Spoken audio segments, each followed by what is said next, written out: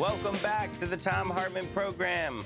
I'm Alex Lawson filling in for Tom, and staying with me in studio taking your calls is my business partner at We Act Radio, Kymone Freeman. Do something. And yes, that is it. That's the official tagline. That's official. What's the unofficial one? How hard can it be? And Kymone and I set out to build an independent media platform and radio station and everything that we've built. Best social justice radio station in Washington, D.C., 2017 by Washington City Paper. And in 2010, what did they know? Our unofficial tagline was, How hard can it be? It turns out it's actually quite difficult. Quite difficult. Corporate media do not like to be challenged. I'm looking at my phone because I want to just mention this. I don't know if I'll read all of it, but the Intel Committee ranking member Adam Schiff put out this statement because the president and the Darren actually was talking about this. The president threatened Comey, and he said, basically, you better not talk to the media or I might release tapes that I have of our conversation. He said that might or might not exist. And Schiff just released this.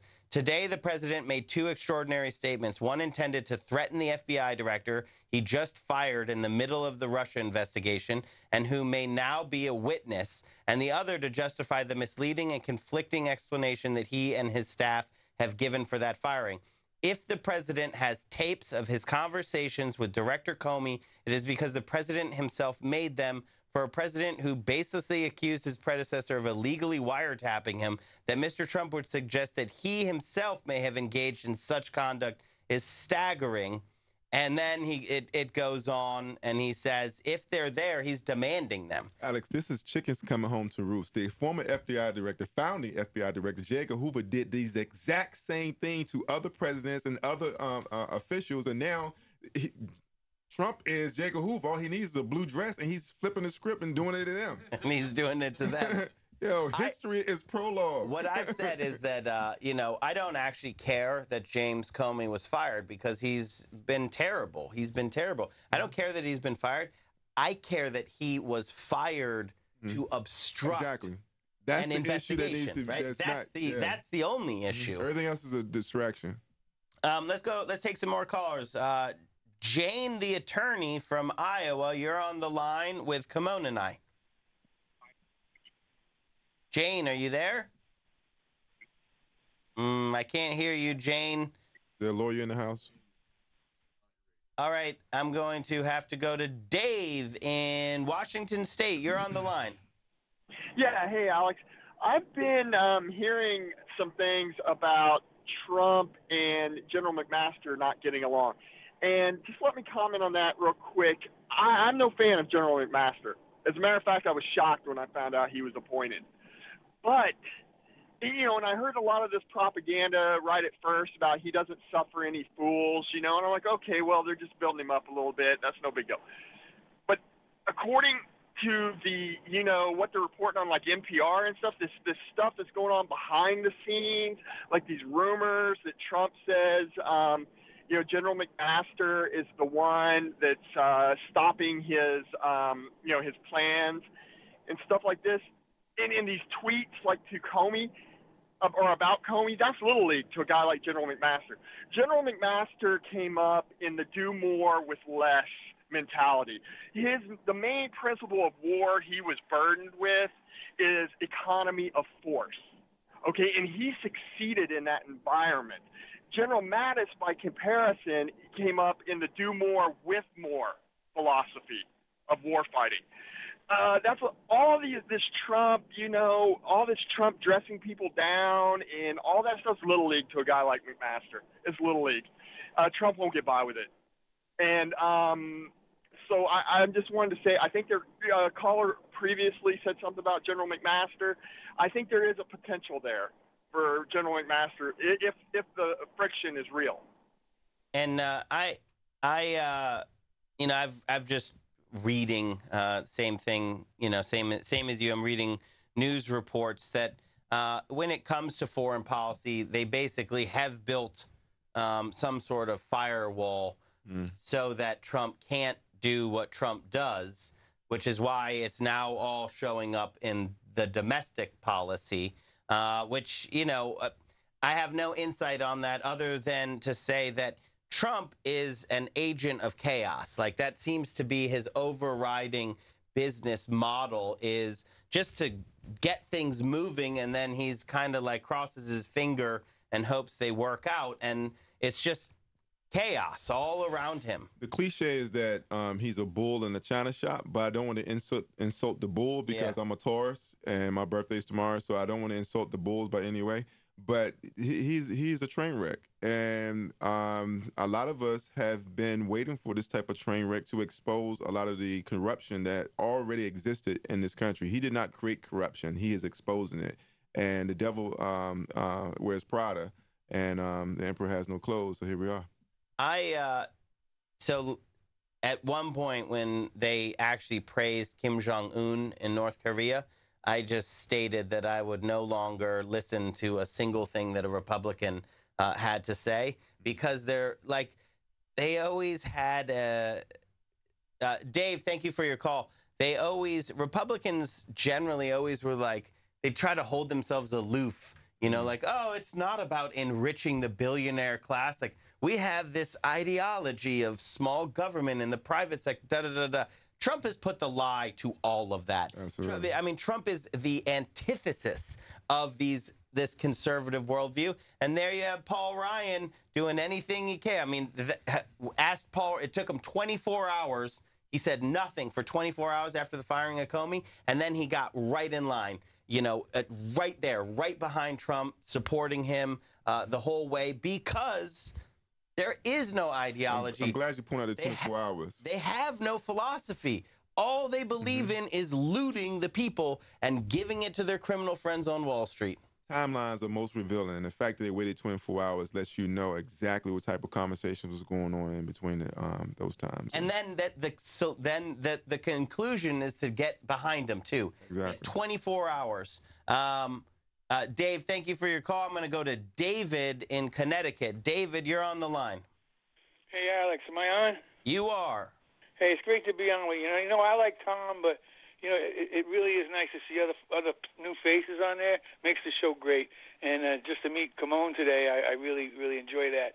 I want to bring up a subject, Alex, that I think is very important. Nobody's talking about it. I want to talk about cross-check. And are you aware that yesterday Trump created a commission called Voter Integrity Commission, which he made Chris Kobach the commissioner of? And we all know that in the last election, Kobach scrubbed 1.1 million from the voter rolls, basically through the election, along with voter suppression.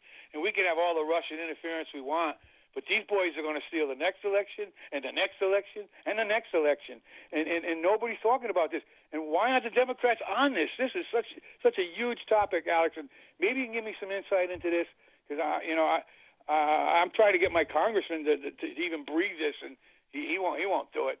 But I'll get off and let you guys talk about it. This is a huge problem, Alex. Thanks. David, it is a huge problem. And, I was oblique about this before when I said he put in a voter suppression committee or commission or cabal. That's exactly what I meant. And when I said an overt nativist, I was talking about Chris Kobach, because I refuse to call this thing voter integrity, because it's the opposite, right?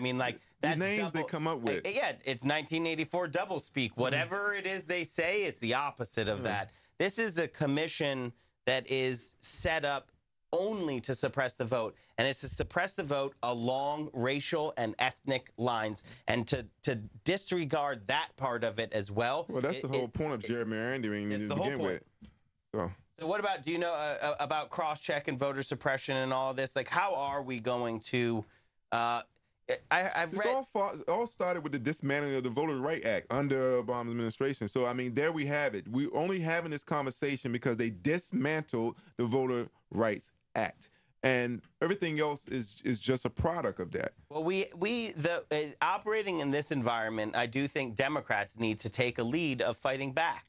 Not just progressive Democrats. Not just rhetorically either, but actually, so I don't like voter ID laws. Obviously, it's BS. But if they're in place, we need to start now at helping people get their IDs so that they can vote. as well as working to overturn these racist laws and dismantle these racist commissions, we should be looking at the enfranchisement of individuals as well.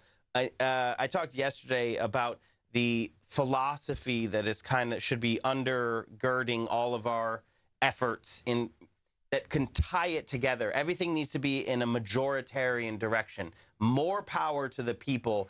Policies that do that, we should be on board with them. And then it can be multiple policies, right? So proportional electoral college.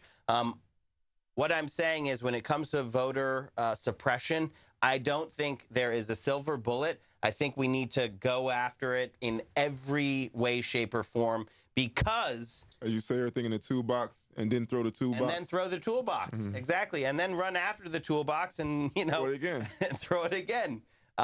David, thank you so much for your call. And, again, call your members of Congress, 202-225-3121. Raise it now. It's important. It's going to be important in 18. It's going to be important in 20. In 2020 is the census, so it's critical that we actually raise these issues now.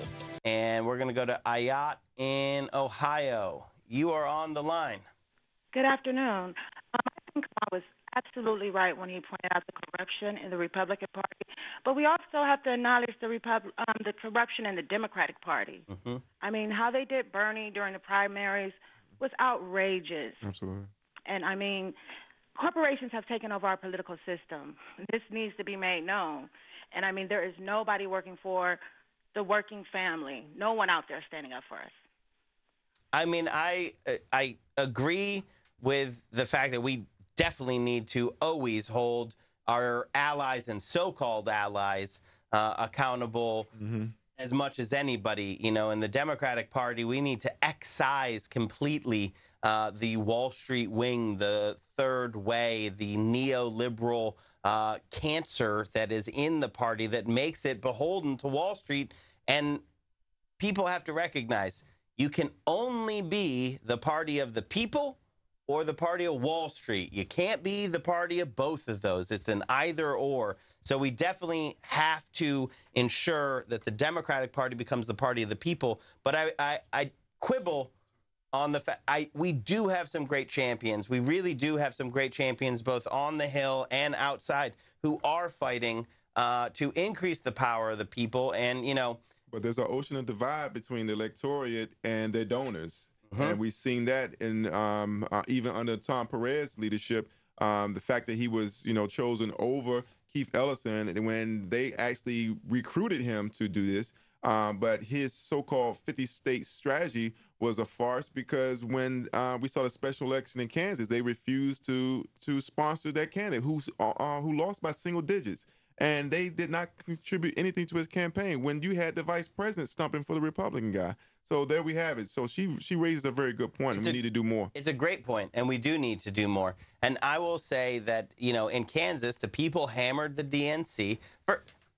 My take is that I don't trust any politicians, not a single one of them. Not a single one. Not a single one of them, because I've seen it. Just, you sound like my grandmother. There are no permanent friends in this political game. They respond to people. And so it's the people who always have to lead. And I think the DNC did get hammered for Kansas, and now they are playing in all of these ones. And that's the strategy that has to, be had moving forward, not only to defeat the Trump agenda, but to build the world that we want to build, which I want to give you the last 30 seconds here to talk about what we're doing right now to build that world. Well, we're building that world because climate change is very real. It was over 200,000 people in Washington, D.C., and no major media outlets was covering this. It was just PFW, WEAC Radio, and Thom Hartmann. So I want to shout that out. And over that, this weekend in Washington, D.C. is the Green Festivals weekend. So for those who are in town, D.C. Convention Center, greenfestival.org, coming to a city near you. But if you're in D.C., come out, test drive a Kia and other green initiatives and learn how we can have a sustainable environment and future for our children. All weekend, Saturday and Sunday at the Convention Center. Greenfestival.org. Check us out. Kymone Freeman, my business partner at WEAC Radio, thank you as always for joining us. How hard could it be, Alex? How hard can it be? Well, it's a lot of fun. On the Thom Hartmann Program, we're going to be taking more of your calls coming up.